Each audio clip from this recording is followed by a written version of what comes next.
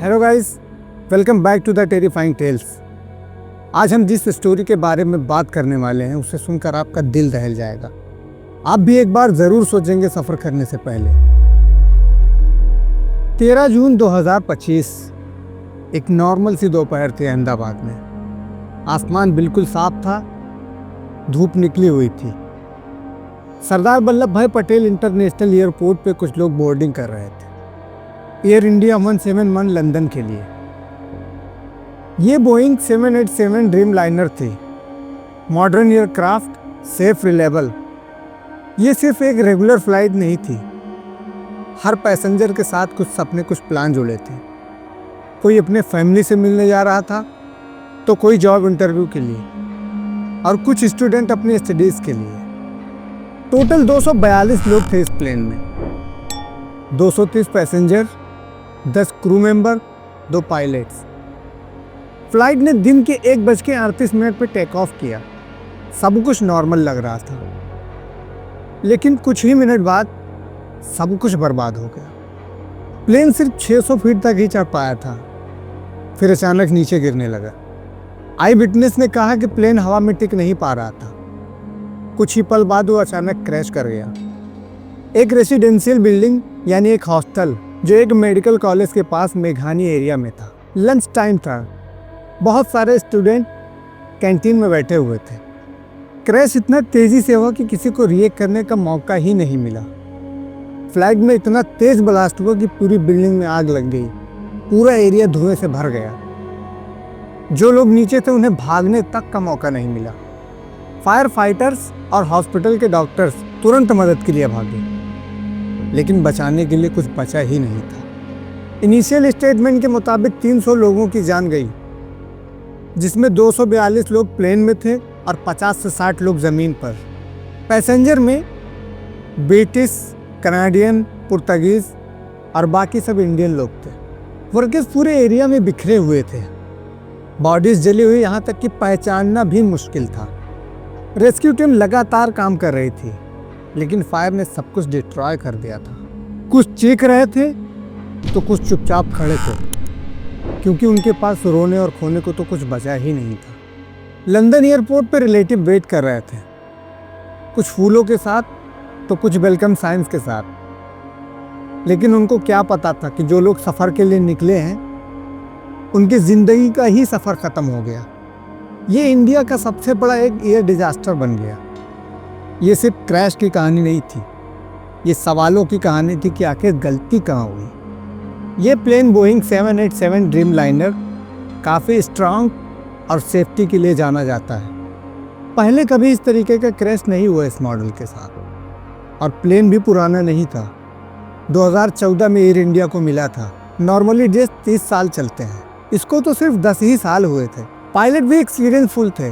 Captain Sumit के पास 8000 से ज़्यादा घंटों का फ्लाइंग एक्सपीरियंस था, और को पायलट सिविल कुंदार, उनके पास भी 1000 घंटे का फ्लाइंग एक्सपीरियंस था। एक्सपीरियंस में कोई भी कमी नहीं थी। तो फिर गलती कहाँ हुई?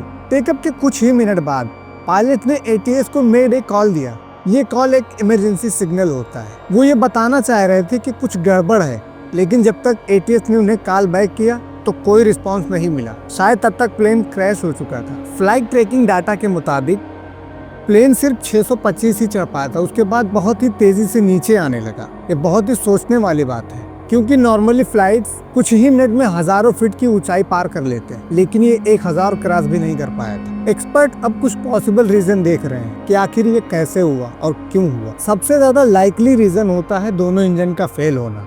बोइंग 787 ऐसा एयरक्राफ्ट है जो 2 इंजन के साथ आता है। अगर एक इंजन फेल भी हो जाए तो दूसरा काफ़ी होता है उसे कंट्रोल करने के लिए, लेकिन दोनों अगर एक साथ फेल हो जाए तो फिर बहुत कम चांस होता है इसे कंट्रोल करना। लेकिन दोनों इंजन एक साथ कैसे फेल हो सकता है, ये नहीं समझ में। एक थ्योरी है बर्ड स्ट्राइक। शायद टेक ऑफ के टाइम किसी चिड़िया का फ्लाइट से टकराव हो गया हो, क्योंकि ये पहले भी हो चुका है, या फिर इंजन में कोई टेक्निकल फॉल्ट हो, या फिर कोई ऐसा मेंटेनेंस काम जो छूट गया हो और नोटिस ना किया गया हो।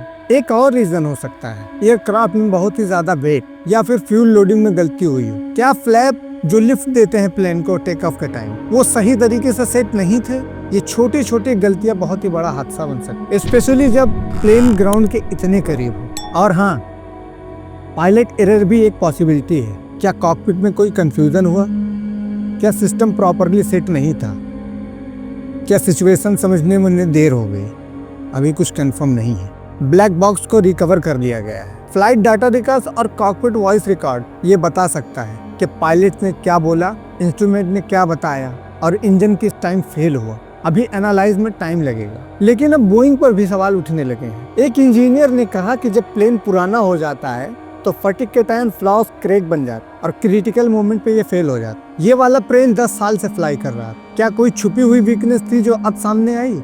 एयर इंडिया पर भी सवाल उठते हैं। जब टाटा ग्रुप ने एयर इंडिया को 2022 में टेक ओवर किया तो इन्होंने एयरलाइंस को सुधारने की कोशिश की, लेकिन मेंटेनेंस इश्यूज अभी भी हो रहे हैं। पैसेंजर्स ने बार बार कंप्लेंट्स की, सीट फटी हुई है, एसी खराब है, कोई फैसिलिटीज नहीं है। तो क्या मेंटेनेंस में कोई कंप्रोमाइज की गई? जब तक इन्वेस्टिगेशन कंप्लीट नहीं हो जाती हम कुछ आगे कह नहीं सकते। लेकिन एक बात तो पक्की है, 300 जिंदगियां चली गई, कई घर बर्बाद हो गए, कितने स्टूडेंट्स का कैरियर खत्म हो गया और कई देश शॉक में है। International leader from UK to Russia ने अपना शॉक एक्सप्रेस किया है। पीएम मोदी ने इसे नेशनल ट्रेजेडी कहा। वर्कर्स अभी भी उस एरिया को क्लीन करने में लगे हैं और इस दर्द का कोई नंबर नहीं होता। ये लोग जो इस प्लेन हादसे में मारे गए, ये लोग सिर्फ एक लोग नहीं थे, ये किसी के माँ बाप थे, किसी के दोस्त थे और किसी के क्लासमेट थे। ये अपने सफर पे निकले थे लेकिन अपने डेस्टिनेशन तक नहीं पहुंचे। ये सिर्फ एक मशीन का फेलियर नहीं हो सकता, ये सिस्टम का फेलियर है, ये अकाउंटेबिलिटी का फेलियर है, ये सच का फेलियर है। हमें झूठ नहीं चाहिए, हमें सच चाहिए। ब्लैक बॉक्स बोलेगा, इन्वेस्टिगेशन सच लाएगी, लेकिन तब तक हम इन लोगों को याद करते रहेंगे, नॉट जस्ट एज विक्टिम, और ये सोचते रहेंगे कि अगर एक सिस्टम फेल हो तो नतीजा कितना भयानक हो सकता है। उम्मीद है कि ऐसा हादसा दोबारा ना हो। तो दोस्तों, ये थी हमारी आज की कहानी। मिलते हैं अगली वीडियो में, तब तक के लिए आप स्वस्थ रहिए और सुरक्षित रहिए और हमारे चैनल को प्लीज़ सब्सक्राइब कीजिए और लाइक कीजिए। Thank you.